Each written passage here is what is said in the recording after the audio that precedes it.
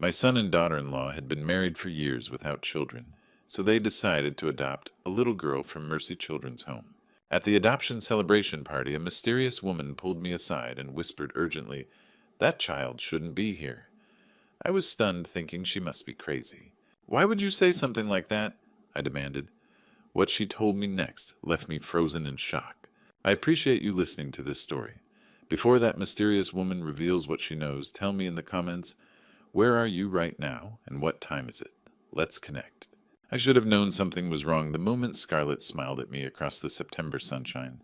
The party was perfect, too perfect. White balloons drifted against the barn's weathered wood, children laughed in the pasture, and my son Cole stood with his arm around his wife, beaming like he'd won the lottery.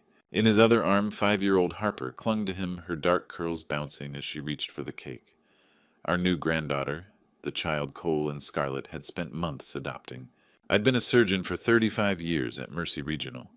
I knew how to read people, the micro-expressions that revealed pain they wouldn't admit, the tension in shoulders that spoke of secrets. Scarlett had that tension. She'd had it since the day Cole brought her home 4 years ago, a corporate attorney from Denver, with a smile that never quite reached her eyes. "Dad, come take a picture with us," Cole called out, waving me over. I crossed the lawn, feeling the weight of my 70 years and the 5 years since Cordelia died. My wife would have loved this, a granddaughter finally, after all the years Cole and Scarlett tried for a baby. But Cordelia wasn't here. She'd never meet Harper, and somehow that absence felt sharper today than it had in months. Harper looked up at me with shy brown eyes as I approached. "Hi, Grandpa," she whispered. Something flickered in Scarlett's expression, too quick to catch, but I saw it. Fear, calculation. Then it was gone, replaced by that practiced attorney's smile. "Paul, thank you for hosting this here at the ranch," Scarlett said smoothly. "It means everything to us." I nodded, studying the little girl in Cole's arms. Harper seemed healthy, well-adjusted. The adoption agency had assured them of that. But I couldn't shake the feeling I was missing something crucial, something hiding in plain sight. The party rolled on around us. Briggs Sullivan, my old army buddy, manned the grill. Judge Fletcher Kane shared war stories near the porch. The entire community had turned out to celebrate. But my attention kept drifting back to Scarlett, watching how she positioned herself, always between Harper and me. Then I saw her. Marlo Winters stood near the driveway, her car door still open behind her. She was late unusual for someone as punctual as Marlo. She'd been a nurse at Mercy for 20 years before retiring. More importantly, she was someone I'd saved a decade ago, pulling her from a rolled vehicle on Highway 550 in a snowstorm. We'd stayed in touch, the kind of connection that forms when you hold someone's life in your hands. But today Marlo looked nothing like her composed self. Her face was pale, her movements agitated. She scanned the crowd until her eyes locked on mine. Then she started toward me with purpose. "Paul," her voice was low, urgent, "I need to speak with you, privately, now." Scarlett's head whipped around at Marlo's tone. For a split second, I saw naked panic flash across my daughter-in-law's face before she controlled it. "Marlo, what's wrong?" I asked. "Not here." Her hand gripped my elbow surprisingly strong. "Your study, please." I glanced at Cole, who was distracted by Harper trying to blow out candles. Scarlett watched us like a hawk tracking prey, but Marlo's urgency overrode my hesitation. We crossed the lawn and entered the house, the party noise fading behind us. The walk down the hallway to my study felt longer than usual, each step echoing Cordelia's absence. I opened the door, and Marlo practically pushed inside, waiting until I closed it, before turning to face me. She was trembling, pale, and when she looked at me, I saw something in her eyes I'd only seen once before that night on Highway 550, when death had been seconds away. "Paul," she said quietly, "it's about Harper, about your daughter-in-law's adoption." My chest tightened. What about it? What she said next would change everything I thought I knew about my family. "That child shouldn't be here, Dr. Graves." Marlo's words cut like a scalpel between my ribs, precise and impossible to ignore. I stared at her, struggling to understand. "What do you mean?" I asked. Harper's adoption was legal. Cole showed me the paperwork. "Legal doesn't mean honest." Her hands shook as she pulled a manila folder from her purse. "I volunteer at Mercy Children's Home in Bayfield. Every Tuesday for 6 years. I help with intake and records. Your granddaughter came from there, Paul, but she isn't who your son thinks." The room seemed to shrink. "Explain." She opened the folder. Inside was a faded photo of a newborn red-faced and wrapped in a hospital blanket.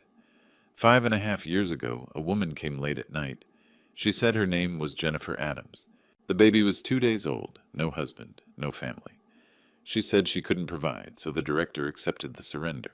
Marlowe pointed to a tiny mark behind the baby's left ear, a perfect heart. Harper has the same mark.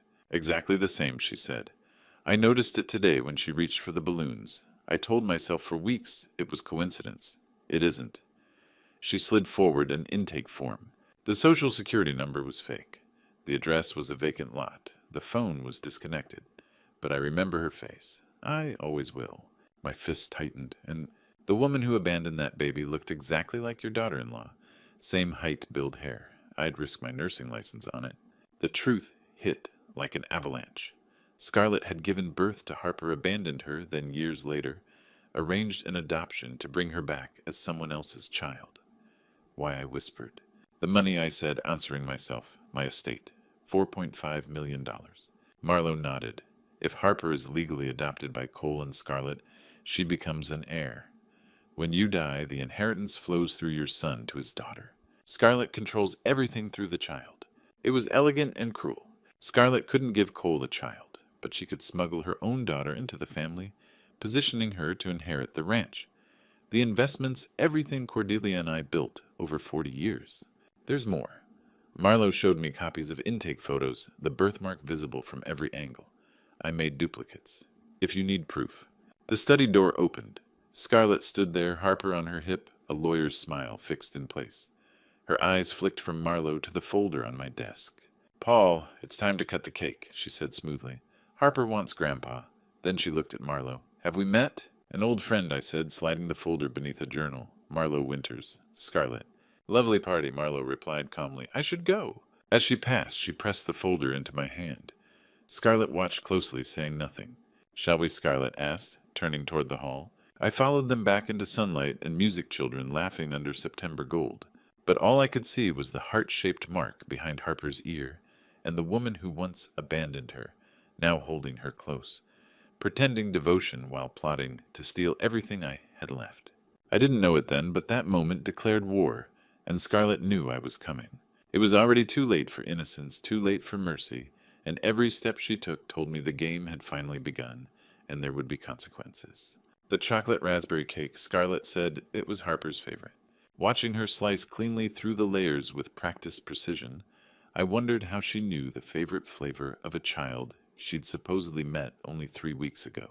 I forced a smile as she handed out slices on cartoon paper plates. Cole stood beside her, one arm around Harper, who bounced with excitement. Guests laughed and snapped photos, oblivious to the performance playing out in front of them. Speech, Grandpa, someone called. I raised my glass of lemonade, steadying my voice. To Harper. Welcome to the Graves family. May you grow strong on this land, surrounded by people who I stopped myself just in time, who will always look out for you. Scarlett met my eyes over Harper's curls. Something cold passed between us before she smiled and clinked her glass with Cole's. My son was radiant. The way he looked at Harper, tender, protective, completely smitten, hurt more than Marlowe's revelation. In 3 weeks, this child had become his world. How could I tell him the adoption was a lie without breaking him? Harper reached up with sticky fingers. Grandpa, I have an OE. See? She tilted her head. There it was, small, distinct. A heart-shaped birthmark behind her left ear, exactly where it had been in the intake photo from 5.5 years ago. That's not an OE, sweetheart, Scarlett said, quickly pulling her back. It's just a special mark. Makes you unique. Does it hurt? Harper asked. Not at all. Scarlett's smile stayed bright, but her fingers pressed too firmly into Harper's shoulder. A quiet warning to stop talking. I turned away before my face betrayed me. As guests began to leave, I played the gracious host, shaking hands, accepting congratulations, promising photos. Scarlett hovered nearby like opposing counsel, always listening, always watching. Finally, Cole carried a sleepy Harper toward his truck. We should get her home, Dad. Big day. Of course. Drive safe. Scarlett lingered at the door, studying me. You seem distracted tonight. Everything okay? The question was a trap. Just missing your mother-in-law, I said evenly. Cordelia would have loved this. A granddaughter, finally. Something flickered across her face, relief or suspicion. She would have, she said softly. I hope we made her proud. After they left, I gathered plates and cups, grateful for the distraction.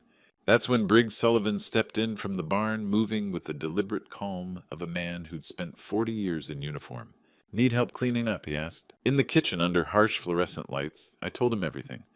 Marlowe, the birthmark, Jennifer Adams, the abandoned baby, the inheritance Scarlett would control through Harper. Briggs leaned against the counter, face set. Vietnam had bonded us deeper than blood. If anyone would believe me, it was him. "You need to call Sheriff Ramsey," he said. "And say what?" "That my daughter-in-law abandoned her own child and adopted her back years later." I shook my head. "We have a photo, a birthmark, and a volunteer's memory. Scarlett's a corporate attorney. She'll shred that before sunrise." "Then what's your move?" "I find proof, real proof, before she realizes how much I know." Briggs exhaled. People who abandon babies don't stop being dangerous. After he left, I stood alone in the kitchen Cordelia and I built, holding Marlowe's folder like it was explosive. Outside, September had turned cold. Inside, everything felt colder. That night I found something that turned suspicion into certainty. Past midnight, the bedroom felt unnaturally quiet. I spread Marlowe's folder across Cordelia's old writing desk, the same desk where she had balanced our household accounts for 40 years. Tonight it held evidence far darker than unpaid bills or tax forms. The intake photograph showed a newborn maybe 48 hours old, wrapped in a plain hospital blanket. The birthmark was unmistakable, a small heart-shaped mark behind the baby's left ear, the same mark Harper had pointed to earlier, calling it her OE. Beneath the photo was the surrender form. The signature read Jennifer Adams. The social security number was fake. The address was a vacant lot, the phone number disconnected. Jennifer Adams was a ghost. Marlowe's handwritten notes were precise and clinical. Woman in her late 20s, approximately 5'7", dark hair, athletic build, wearing an expensive watch, nervous demeanor, refused to hold the baby during intake, left within 10 minutes. I opened my laptop and began searching. Scarlett Marsh, Durango attorney. The results were clean and professional. Her law firm's website, a LinkedIn profile created 4 years ago, a few mentions in local court reporting, but before that, there was nothing. I tried variations. Scarlett Marsh, Denver. Scarlett Marsh, Colorado Law School. Every search ended the same way. 5 years ago, Scarlett Marsh did not exist online. No college photos. No tagged social media posts. No high school yearbooks. No traffic tickets or property records. For someone who supposedly lived in Colorado, her entire adult life, she had left no digital footprint at all. That alone was a warning. In the modern world, everyone leaves traces. Even people who hide leave shadows. Her bar license showed she had passed the exam 4 years ago. The record listed her as transferred from out of state. No law school named. Convenient. I leaned back, my surgeon's mind assembling the pattern. Scarlett Marsh was a constructed identity. Someone had built her deliberately piece by piece to enter Durango and target my family. The question was who she had been before. I changed tactics and searched for similar cases. Woman inherits estate, suspicious death, Colorado. Too broad, hedge fund manager, death girlfriend, inheritance, Denver. The third result made my blood stop. Hedge fund manager Landon Merrick, 42, dies in suspected suicide. The article was 6 years old. Merrick had fallen or jumped from his Denver penthouse. No note, no witnesses. Toxicology showed alcohol, but no drugs. The article mentioned an unnamed girlfriend who inherited his estate, estimated between $8 and $10 million. There was a photo from his memorial service. Standing in the background, partially obscured, was a woman who looked exactly like Scarlett. My hands shook as I opened related articles. Landon died in March 6 years ago. Harper would have been conceived around that time. Born in October. Abandoned in December at Mercy Children's Home. Then nothing until Scarlett appeared in Durango 4.5 years ago as a fully credentialed attorney, with a fabricated past positioning herself beside my son. The inheritance timeline fit perfectly. Landon's money, Harper's birth, the abandonment, then the careful creation of Scarlett Marsh to pursue another fortune. Mine.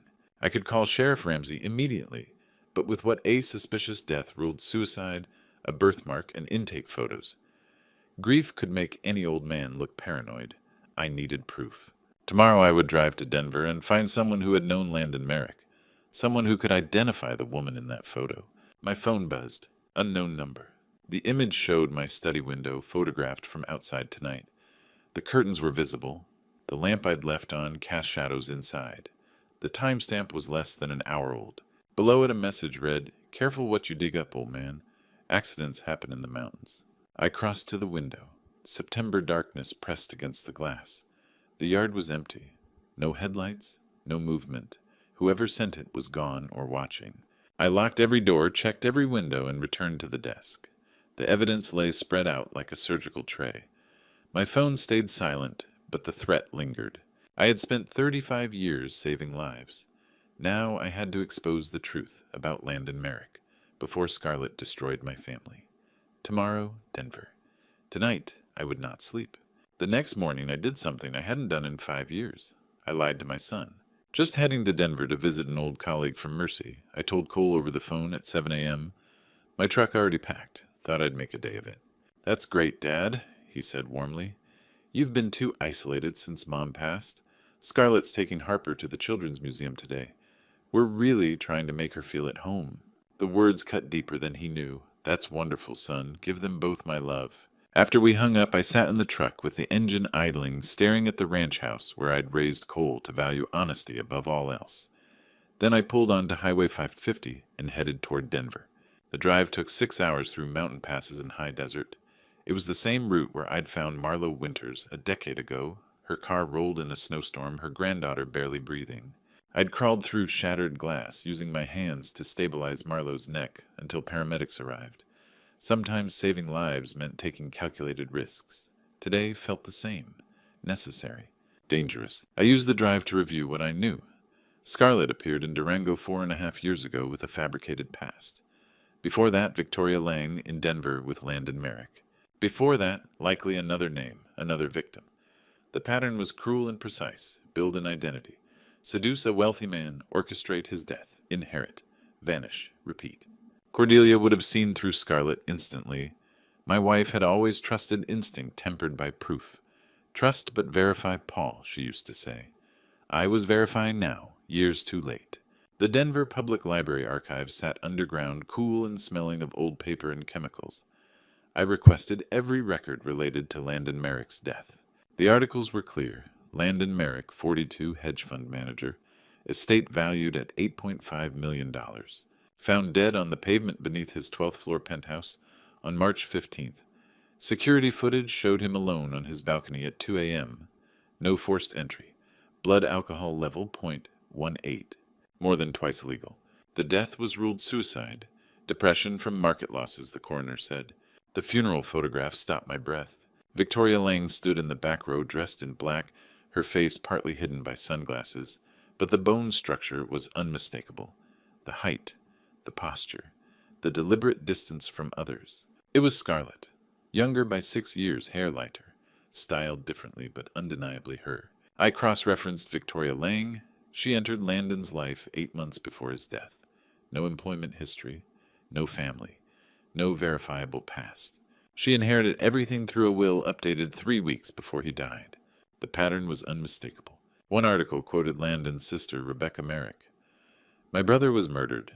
That woman poisoned him, got him drunk, and pushed him. The police won't listen because she left no proof. But I know what she is." The autopsy report was public. I read it like an operative report. High alcohol, yes, but also bruising on Landon's upper arms consistent with forceful gripping.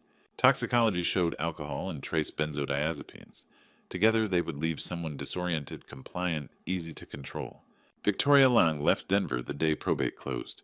No forwarding address, no digital trail. She erased herself. She reappeared as Scarlett Marsh in Durango targeting my son. I photographed every article, every record, every image linking Victoria to Scarlett. Then I searched for Rebecca Merrick. She still lived in Denver. Public records listed her as a high school teacher, 45, unmarried. The woman dismissed for 6 years as a grieving sister chasing ghosts. At 4 p.m., I stepped into the library parking lot. The autumn sun dipped toward the mountains. My phone felt heavy as I pulled up Rebecca's number. One call, one conversation, and I would know if Scarlett had murdered before. Rebecca had been trying to expose a killer for 6 years. I was about to give her that chance. I stood in the Denver Public Library parking lot watching rush hour traffic surge past. It was just after 4 when I dialed Rebecca Merrick's number. She answered on the second ring. Hello? Miss Merrick, my name is Paul Graves. I'm calling about Victoria Lang. She's targeted another family mine. There was silence, then a tight breath. I knew she'd do it again. Has anyone died yet? The question hit hard. Not yet. She married my son 4 years ago. Last month she adopted a 5-year-old through what looks like fraud. How old was that child 6 years ago? I did the math. A newborn. Rebecca's voice cracked. She was pregnant when Landon died. I suspected it. Loose clothes. Wouldn't drink. She hid it. She swallowed. She killed my brother, took his money, then abandoned her baby. What kind of person does that? The kind who plans ahead? I said. I need everything you know, and I'll need you to testify if this reaches court. I will, but be warned. I have photos, texts from Landon about her controlling him, timelines that don't add up. Nothing strong enough to reopen the case. Police dismissed me as a sister who couldn't accept suicide. Tell me what happened. Her voice steadied, practiced. Landon changed his will 2 weeks before he died, leaving everything to Victoria. She called it romantic. It wasn't. He was careful. That will felt forced. The night he died, she called 911 sobbing, saying she found him on the pavement. Cameras showed him alone on the balcony, but his blood alcohol was .18. Landon barely drank.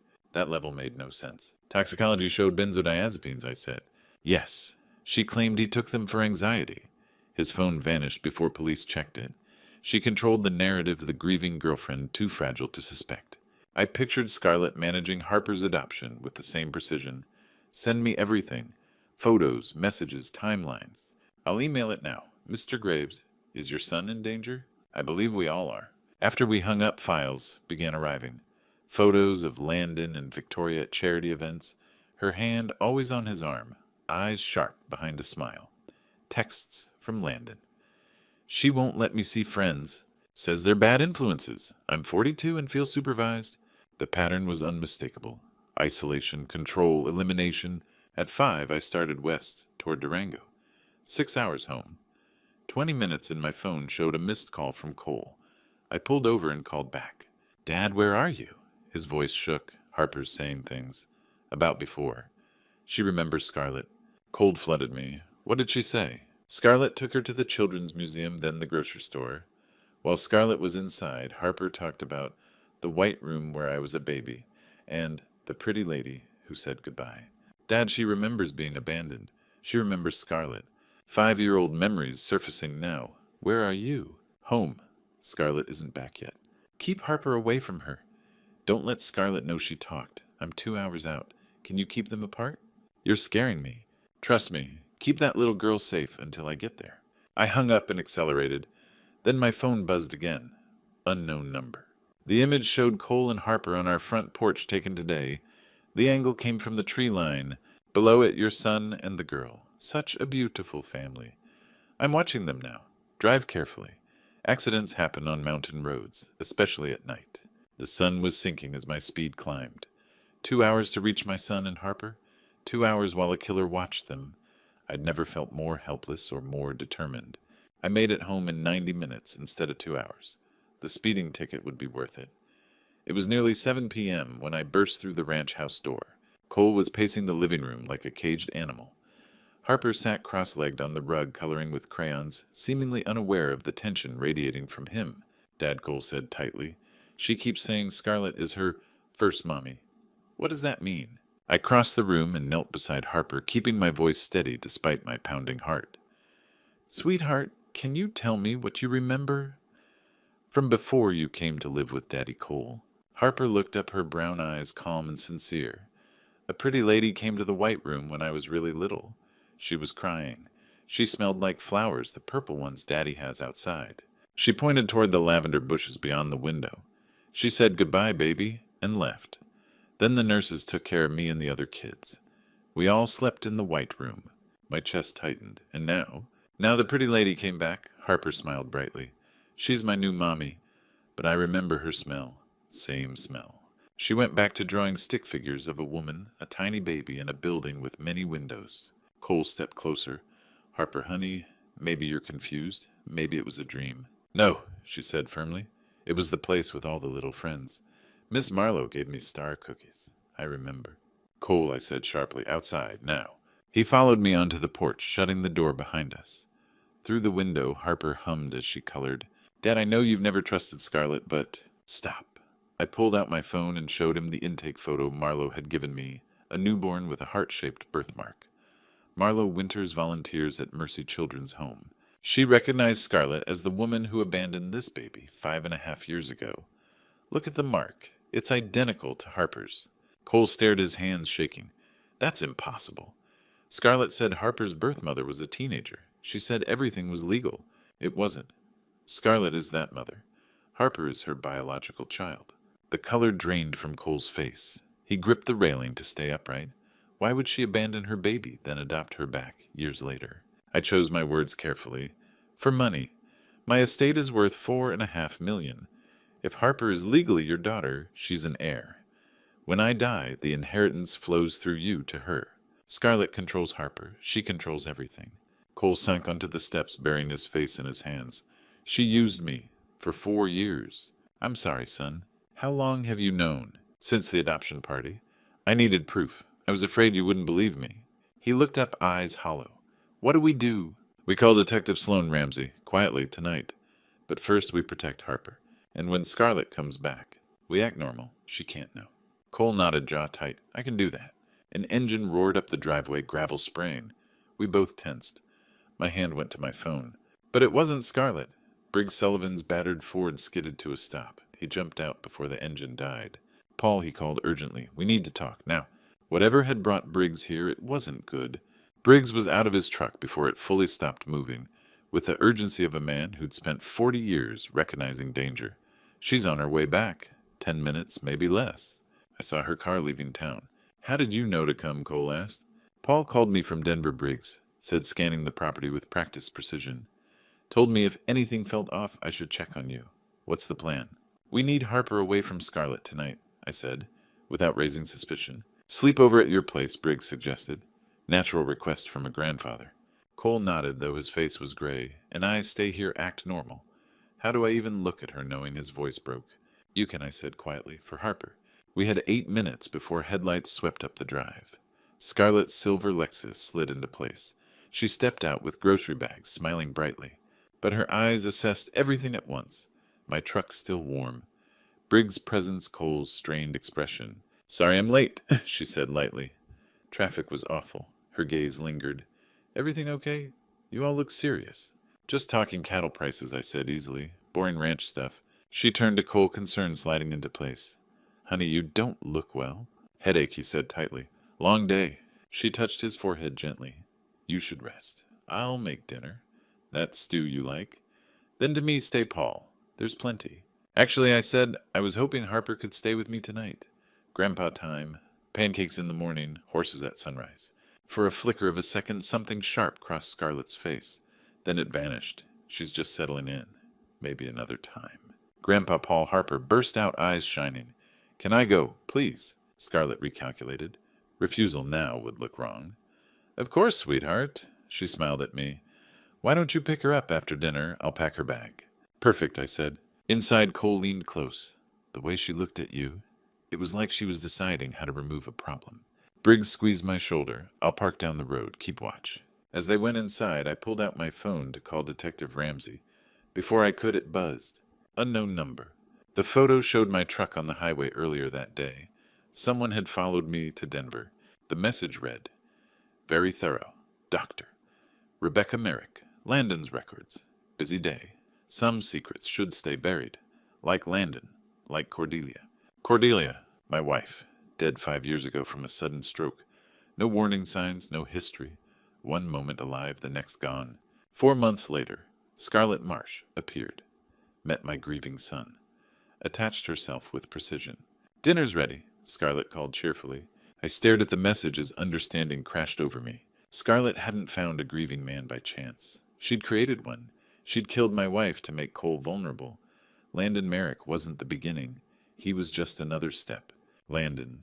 Cordelia. The pattern wasn't forming. It had always been there. This wasn't fraud. This wasn't opportunism. It was serial murder. And I was about to sit at the table with her that night with Harper asleep in Cordelia's old sewing room and Briggs standing guard. I did something I'd never done in 35 years as a doctor. I illegally accessed medical records to learn whether my wife's death had been murder. Mercy Regional Medical Center was quiet at 2 a.m. The overnight staff recognized me. Dr. Graves, retired surgeon, a familiar presence. No one questioned when I used my emergency physician credentials to enter the system. They assumed I was consulting on an old case. They didn't know I was hunting a killer. Cordelia Ann Graves. Date of death, October 12th, 5 years ago. Age 65. My hand shook as I opened her file and reread words I hadn't truly processed back then. Ischemic stroke.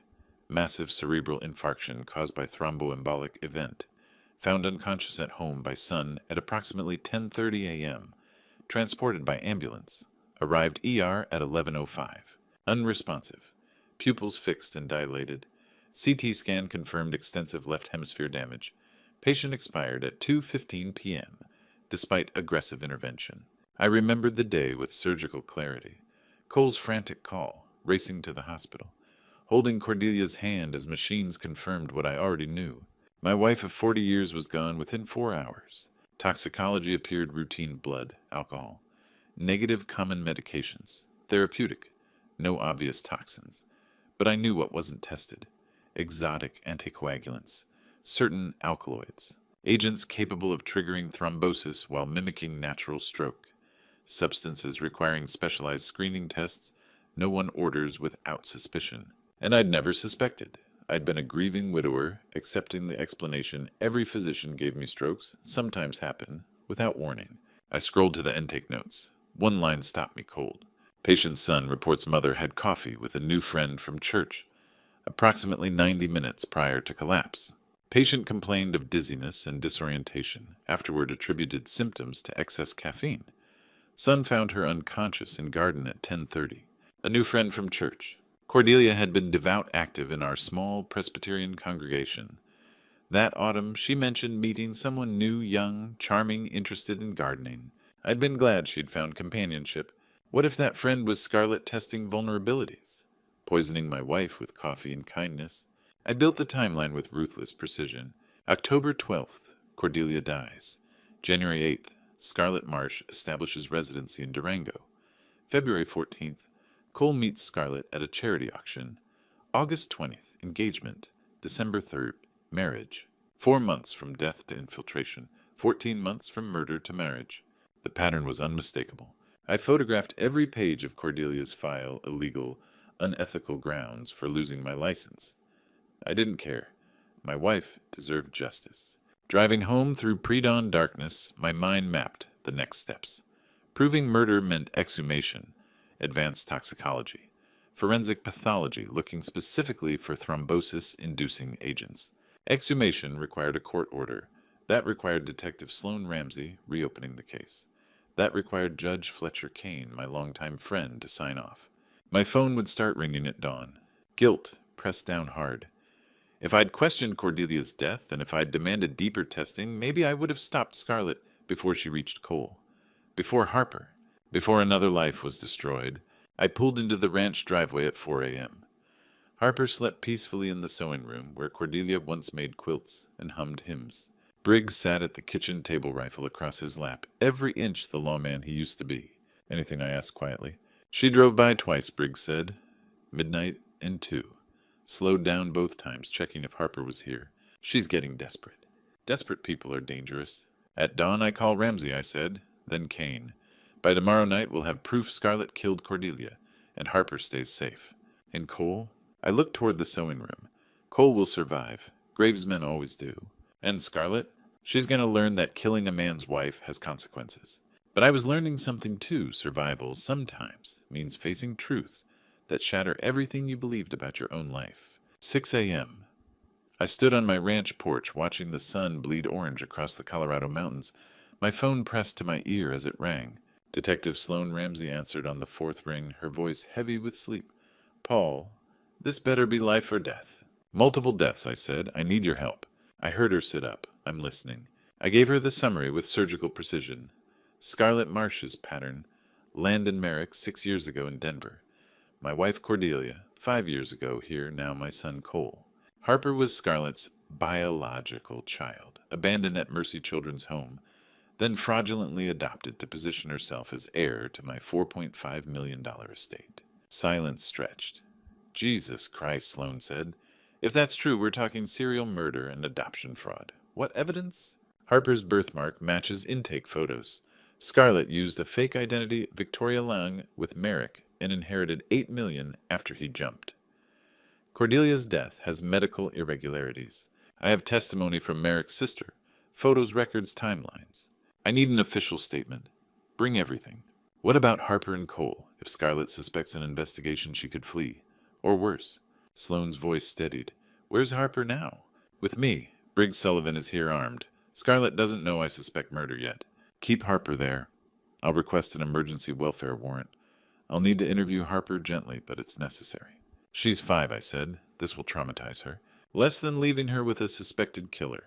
Be here at 8, and don't tell Cole yet. One more thing. I need exhumation of my wife, advanced toxicology. That needs Judge Kane, she said. You'll need a strong reason. I'll have one before 8. After we hung up, I showered and assembled my evidence like preparing for surgery. Every photo, every record, every thread tying Scarlett to death. At 6:30, Cole called whispering, Dad, Scarlett knows something's wrong. She's demanding Harper back. Says it's inappropriate she stayed over. Stall her. I tried. She's threatening her lawyer. Says you're interfering with parental rights. Tell her I took Harper to breakfast. Grandpa tradition, 2 hours. A crash sounded. Cole's voice sharpened. Scarlett stopped. Her voice cut through. If Paul won't bring her back, I'll get her myself. Where's your father's ranch? You know where it is? I'm coming now. The line went dead. 6:45. Scarlett was already driving. I threw my truck into gear and called Briggs. She's coming. Lock down. Don't open the door. Already secure, he said calmly. I pushed 80 on the back roads, gravel spraying. Scarlett's Lexus had a head start. I pulled into my driveway as her silver car swung in behind me, blocking my exit. She was out instantly, striding toward the porch, fury beneath her composure. Paul, this is kidnapping. Bring Harper out now. I stepped onto the porch, blocking the door. Behind me, the deadbolt slid home. She's sleeping. This isn't appropriate. I'm her mother, Scarlett said smoothly. I decide. I met her eyes. Are you her mother now, Scarlett? Or were you her mother 5 years ago when you abandoned her at Mercy Children's Home under a false name? Her face went still. The mask, the devoted wife, the loving mother, the charming daughter-in-law, froze. Then something shifted behind her eyes, something cold and ancient, and utterly without remorse. And just like that, the mask fell. Scarlett went absolutely still. For 3 heartbeats, the mask vanished.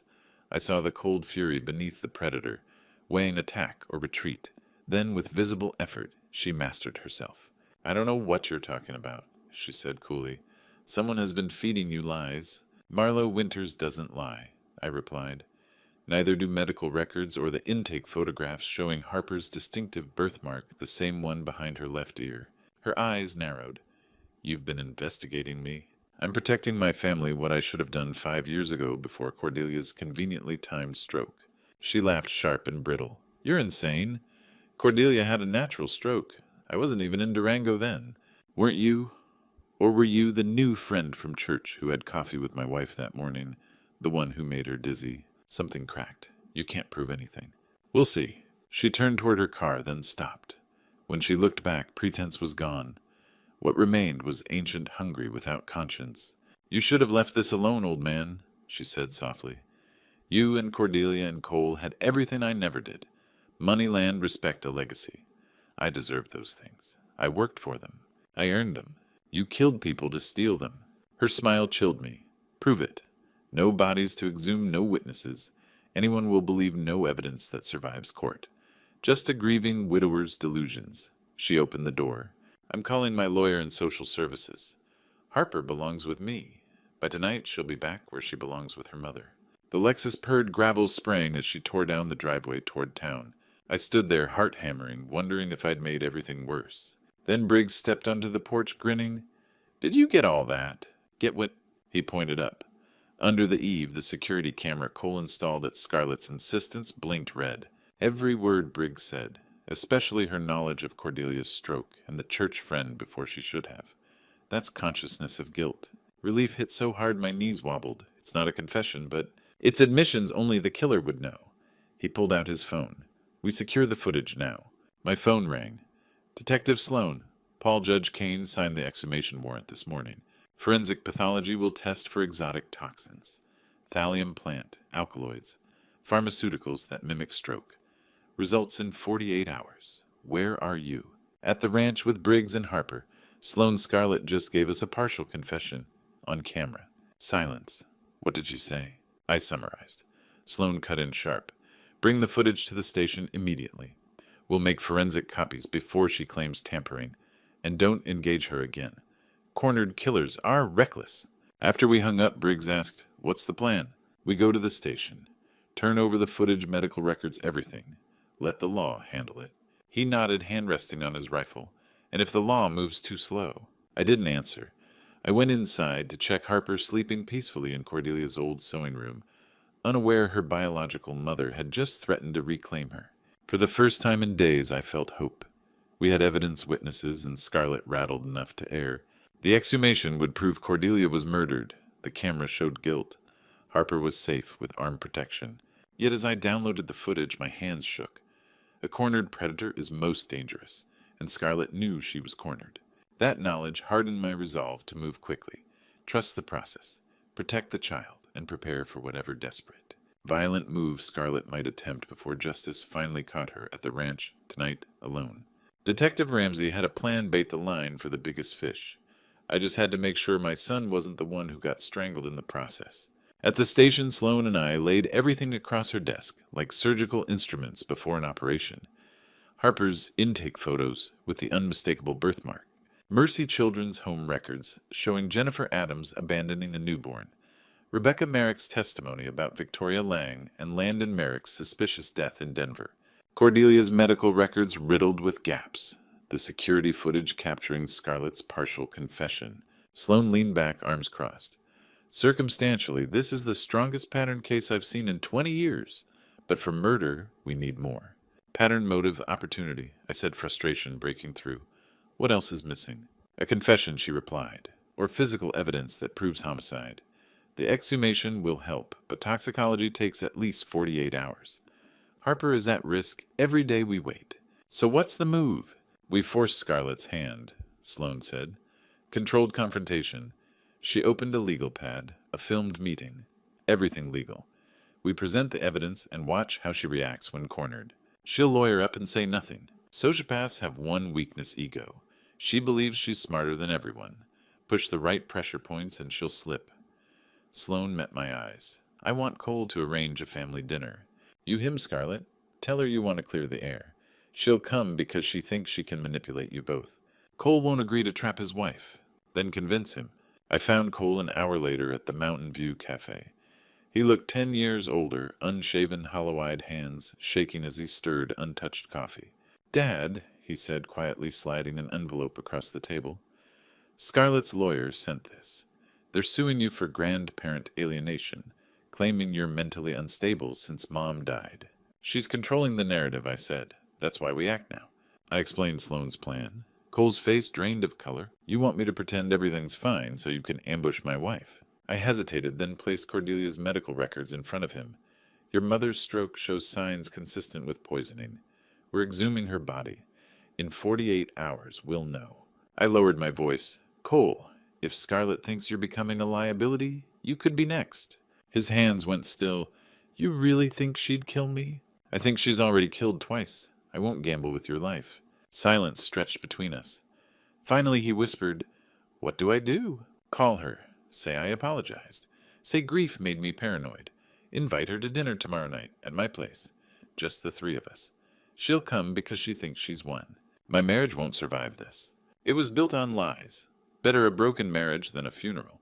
Cole pulled out his phone, hands trembling. Before he dialed, I made one more call video to Rebecca Merrick in Denver. I showed her a recent photo of Scarlett.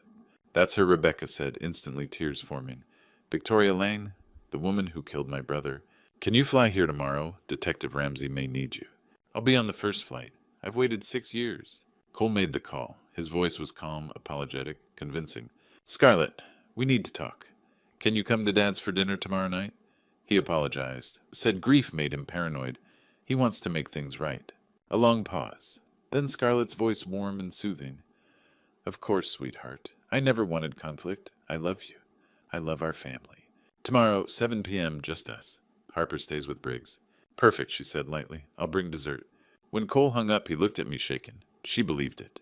Tomorrow night, I said quietly, this ends. Scarlett arrived at 7 o'clock sharp, carrying a homemade apple pie, and a smile that could fool anyone who didn't know she'd killed at least 2 people. She wore a soft blue dress, the color Cordelia used to say brought out her eyes, and carried a bouquet of sunflowers. The apple pie was still warm cinnamon and sugar scenting the air. Cordelia's favorite dessert, a detail Scarlett would have researched carefully. Paul, thank you for this. She kissed Cole's cheek, then crossed to embrace me with apparent warmth. I know we got off to a rough start. I'm so glad we can move past it. I played my role with surgical precision. Family is most important. I was wrong to jump to conclusions. Grief makes us see things that aren't there. Cole wore the microphone Detective Sloan had provided, hidden under his shirt collar. Cameras disguised as smoke detectors captured every angle of my dining room. Outside, Sloan sat in an unmarked vehicle with recording equipment waiting. We sat at the table where Cordelia and I had shared 40 years of meals. I served beef stew from her old recipe, watching Scarlett compliment the cooking comment on the table settings, play the gracious guest. She was relaxed now, confident she'd won this battle. Cole barely ate his knuckles white around his fork, but his voice stayed steady when he spoke, asking about her day, nodding at appropriate moments. My son was a better actor than I'd given him credit for. After we'd pushed food around our plates long enough for politeness, I set down my fork. Scarlett, I want to understand something. Help me clear up these questions that have been bothering me. Her smile was patient, indulgent. Of course, Paul. What is it? Harper has a very distinctive birthmark, heart-shaped behind her left ear. I pulled a folder from beneath my chair. Orphanage records from 5 years ago show an abandoned infant with an identical birthmark. How do you explain that coincidence? Her smile didn't waver. Many children have birthmarks. It's not unusual. I slid the intake photograph across the table. The newborn, the mark clearly visible. This specific... Scarlett glanced at it, shrugged. Still doesn't prove anything. Birthmarks can look similar. Cole's voice was quiet but firm. Dad also found something interesting. The woman who abandoned that baby used the name Jennifer Adams. But the signature on the surrender form... He placed 2 documents side by side. That's your signature, Scarlett. I've seen you sign hundreds of times. For the first time, Scarlett's composure flickered. Her jaw clenched. That's ridiculous. Anyone can forge a signature. Perhaps, I said. But there's also your history. Or rather, the complete absence of it. I pulled out the research I'd compiled. Scarlett Marsh didn't exist before 5 years ago. No college records. No employment history before Durango. No social media presence. You appeared in this town like you fell from the sky. I value my privacy. Her voice had an edge now. Is that a crime? No, I met her eyes. But murder is. The silence that fell was heavy as a guillotine blade. Scarlett's face went absolutely still. When she spoke, her voice was cold as mountain ice. What did you say? 6 years ago, a hedge fund manager named Landon Merrick died in Denver. Apparent suicide from his penthouse balcony. His girlfriend, Victoria Lang, inherited $8.5 million. Then Victoria disappeared without a trace. I pushed another photograph across the table. Landon at a charity event, Victoria Lang, standing beside him, her face partially visible. Scarlett stared at the photo. Her expression was utterly blank, but I saw her mind working behind those calculating eyes. She was deciding in real time fight or flee, deny or admit attack or retreat. And in that moment, I saw the predator, fully exposed ancient patient, and absolutely without remorse. I just hoped Sloan was recording every second. Scarlett stared at the photograph of Victoria Lang and Landon Merrick for 3 long seconds.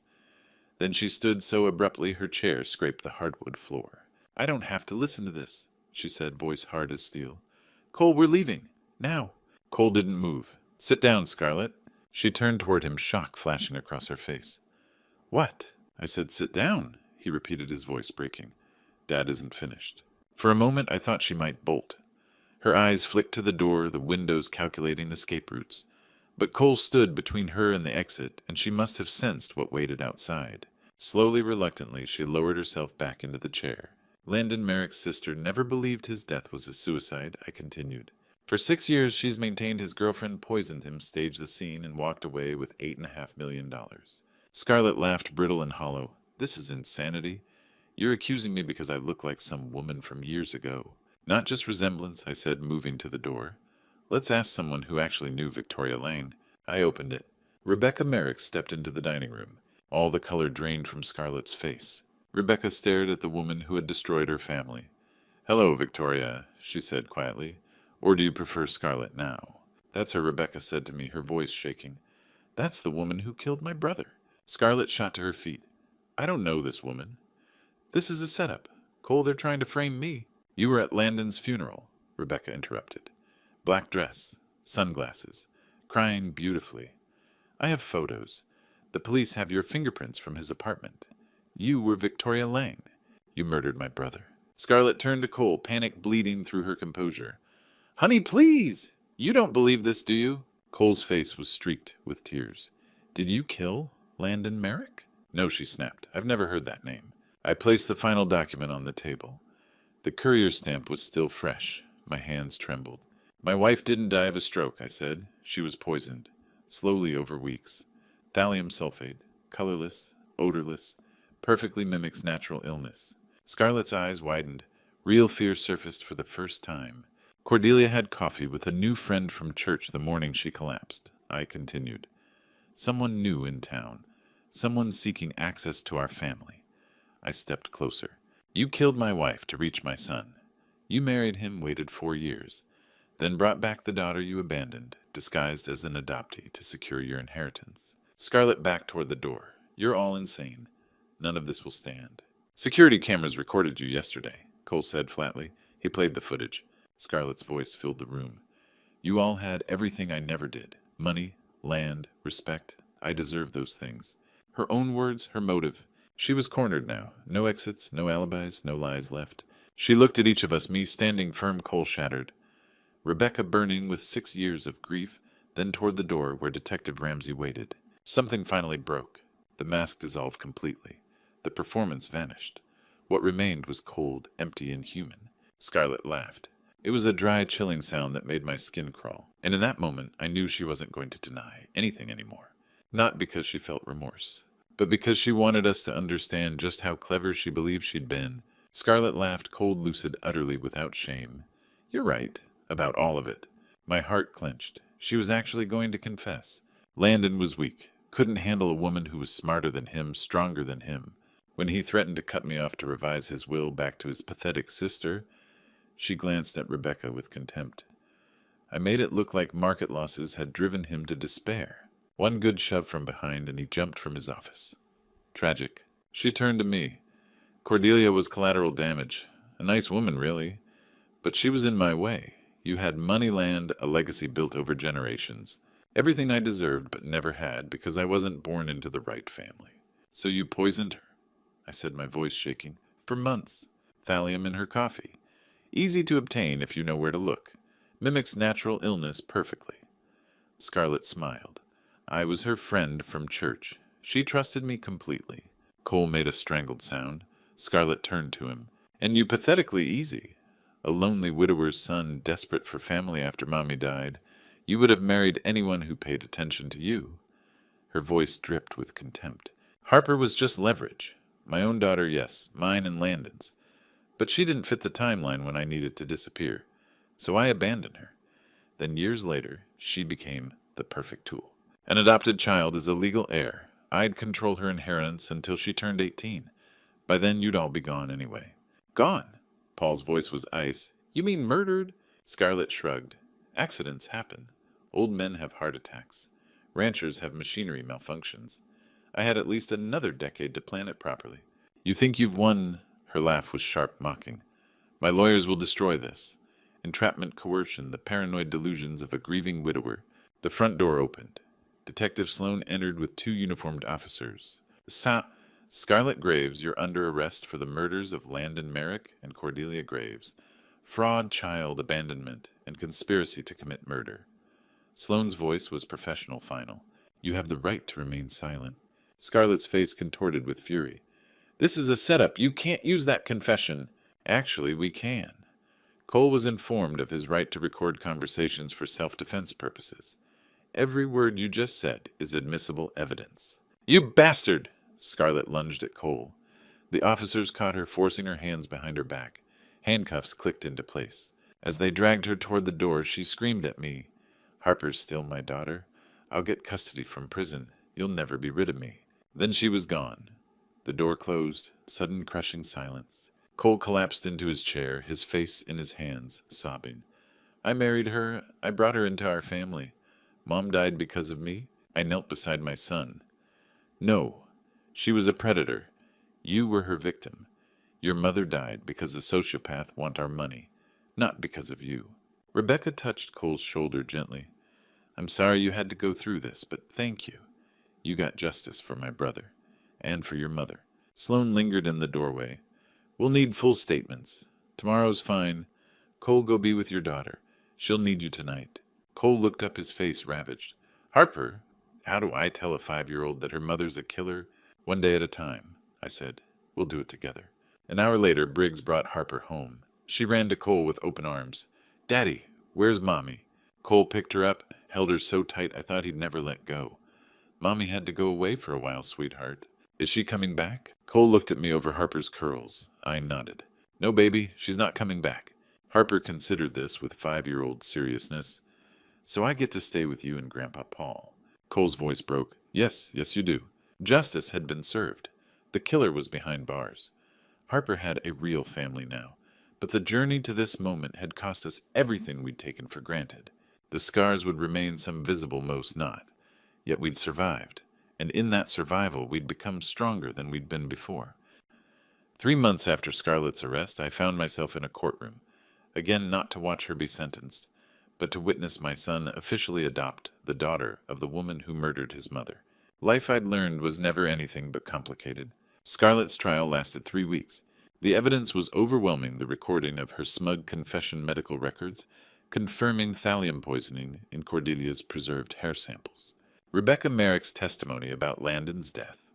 Marlo Winter's records of Harper's abandonment, and criminology experts analyzing her behavioral patterns. Scarlett's defense attorney tried fighting by citing illegal evidence collection, but Judge Kane dismissed every objection.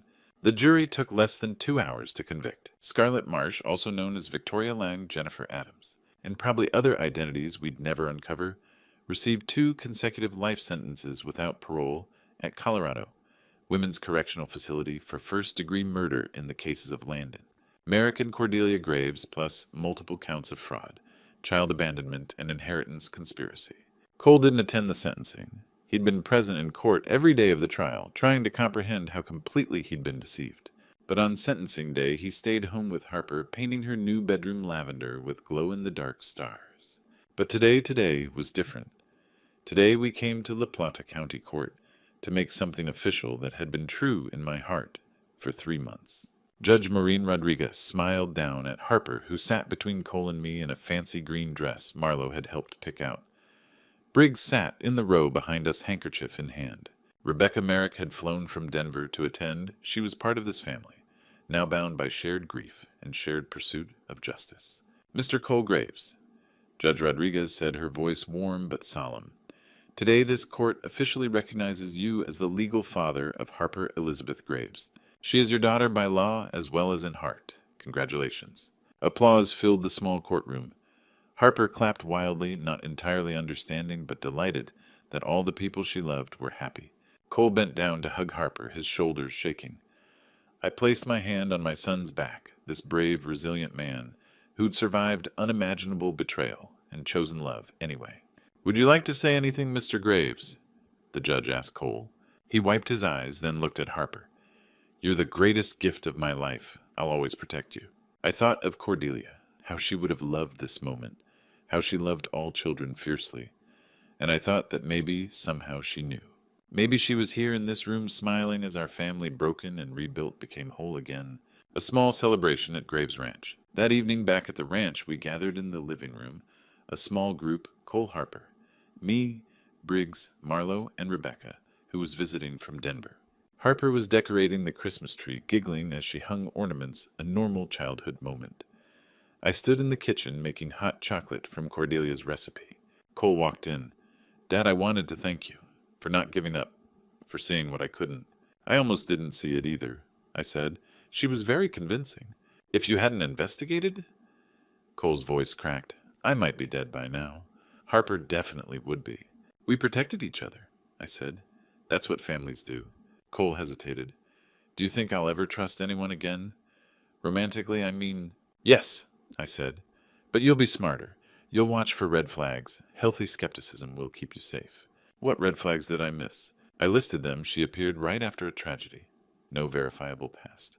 Pushed for control. Suddenly isolated you. Too perfect. Cole nodded slowly. I'll remember. Dad, Grandpa, come look. I got the star on top. Harper called from the living room. We walked out together 3 generations, and our chosen family standing around the tree. This wasn't the family Cordelia and I once imagined, but it was real, built on truth instead of lies. Somehow that made it stronger.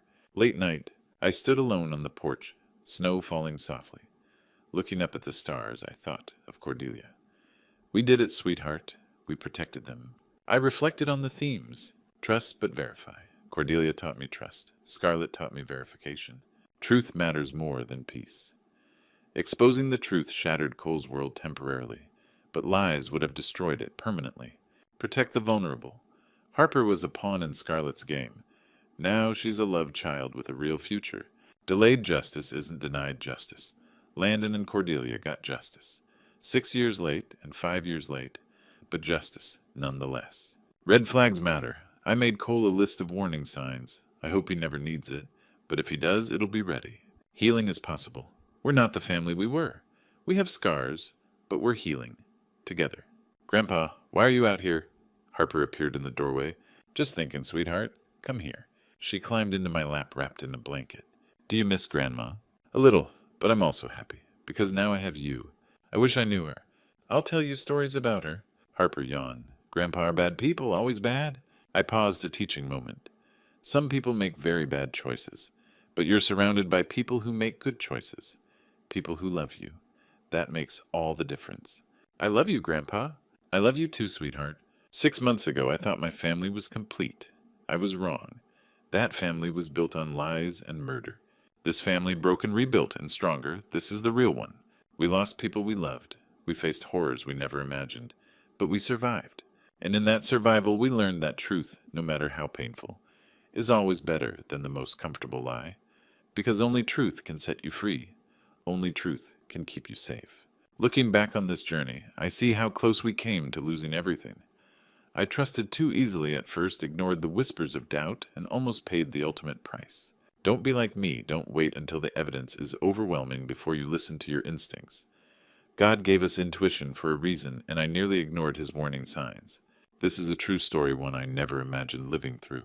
When I share these grandpa stories with Harper now, I make sure she understands evil can wear a beautiful mask, but God's truth always prevails, if we're brave enough to seek it. The Bible says the truth will set you free, and I learned that freedom comes with a cost, but slavery to lies costs far more. My advice to anyone reading this true story: trust but verify. Love deeply, but watch carefully. God doesn't call us to be naive. He calls us to be wise as serpents and innocent as doves. I wish I'd remembered that sooner. I wish I'd protected my family before Cordelia was taken from us. But through his grace, even that tragedy was used to save Cole and Harper from a worse fate. These grandpa stories aren't just entertainment. They're lessons carved from real pain and real survival. If you've lived through deception or fought for truth, you know exactly what I mean. Please leave a comment below sharing your experience. Hit that share button so others can learn from this true story. And subscribe to this channel for more grandpa stories about resilience, faith, and protecting the people you love.